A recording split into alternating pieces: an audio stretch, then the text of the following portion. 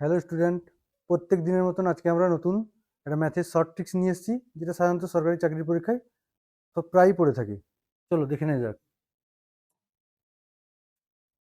তাহলে এখানে বলেছে রুটের মধ্যে আছে 1 + 2 করে এরকম করে 99 পর্যন্ত আছে, তারপর আবার 98 থেকে শুরু হচ্ছে, আবার 1 পর্যন্ত আছে। সবগুলোকে যোগ করে এর বর্গমূল কি হবে। তাহলে আমি এখানে ছোট্ট একটা এক্সাম্পল নিয়ে দেখবো। আমি ছোট্ট একটা এক্সাম্পল কি নিলাম না, নিচ্ছি 1 + 2 + 1, মানে যেটা শেষ হচ্ছে আবার সেখান থেকে লাস্ট এখান থেকে কমতে কমতে যাবে। তাহলে আমি ছোট্ট এক্সাম্পল নিলাম 1 + 2 + 1, তাহলে অ্যাকচুয়ালি করলে কি হয়, অ্যাড করলে 4 হলো, তাহলে অ্যান্সার হলো আমার 2।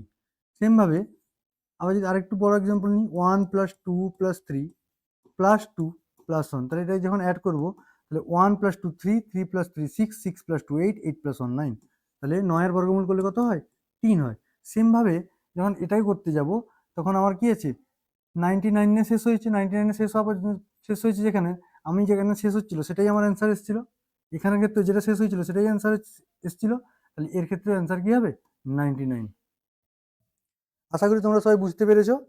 যদি বুঝতে পারো তাহলে আমার চ্যানেলটাকে লাইক, সাবস্ক্রাইব অ্যান্ড শেয়ার করে দাও, এবং যাতে নতুনভাবে কোনো কিছু তোমাদের পরের ক্লাসে আবার নতুন কিছু নিয়ে আসতে পারি।